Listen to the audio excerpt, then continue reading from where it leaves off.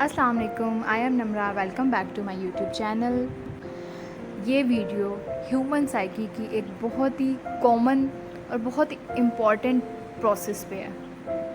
Video शुरू करने से पहले मेरा चैनल सब्सक्राइब कर दें ताकि नेक्स्ट कोई भी वीडियो आप मिस ना कर सकें। So let's start today's video.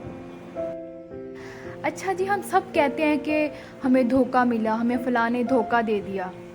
तो जब हम सब धोखा खाए हुए लोग हैं तो यहाँ धोखा देने वाले कहाँ हैं? कभी सोचा है आपने ये? डेफिनेटली सोचा तो होगा। तो क्या जवाब समझ में आया, मुझे कमेंट्स में ज़रूर बताइएगा। तो जनाब, जवाब ये है कि धोखा देने वाले भी हम हैं और धोखा खाने वाले भी हम ही हैं। जिस इंसान ने धोखा खाया होता है वो किसी और इंसान के लिए धोखा देने वाला होता है, और इस तरह हम सब भी धोखा देने वाले भी हैं और धोखा खाने वाले भी हैं। जब कोई इंसान किसी को धोखा देता है तो वो मकाफ़ाते अमल का लफ्ज़ कैसे भूल जाता है, वो कर्मा का वर्ड कैसे भूल जाता है? जब उसने धोखा दिया है तो वो पलट कर उस पर भी तो आएगा ना। तो आई होप अब इस बात का जवाब मिल गया होगा कि धोखा देने वाले कौन लोग होते हैं। सो हमें ये तो पता चल गया कि धोखा देने वाला कौन होता है। चलें अब चलते हैं दूसरी बात की तरफ। जब किसी इंसान का रिलेशनशिप ख़राब होता है या उसको धोखा मिलता है या किसी भी वजह से उसका रिलेशनशिप ख़राब हो जाता है, वो अलग हो जाता है अपने पार्टनर से, तो फिर वो कहता है कि बस अब मेरा एतबार उठ गया है इस दुनिया से, मैं किसी पे यकीन नहीं कर सकता, मैं किसी से मोहब्बत नहीं कर सकता, मैं किसी को माफ़ नहीं कर सकता। तो उस इंसान का ये बिहेवियर उसकी ख़ुद की पर्सनैलिटी के लिए बहुत नुकसानदेह है।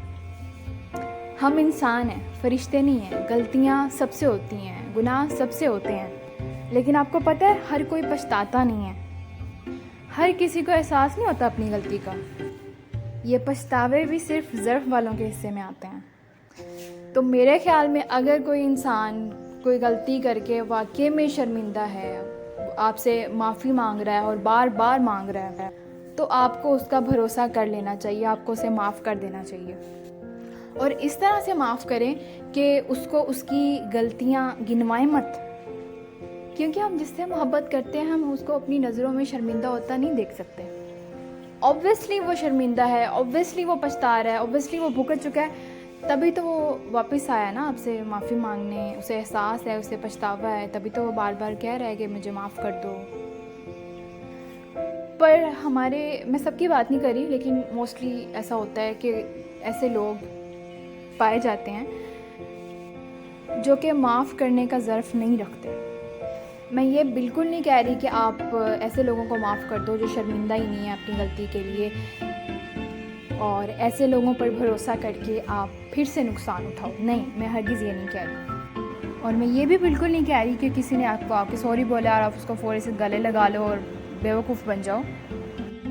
जो इंसान सच में शर्मिंदा होगा ना, वो सिर्फ सॉरी नहीं बोलेगा, बल्कि वो अपनी गलती को सुधारने के लिए वो सब करेगा जो कि पॉसिबल होगा।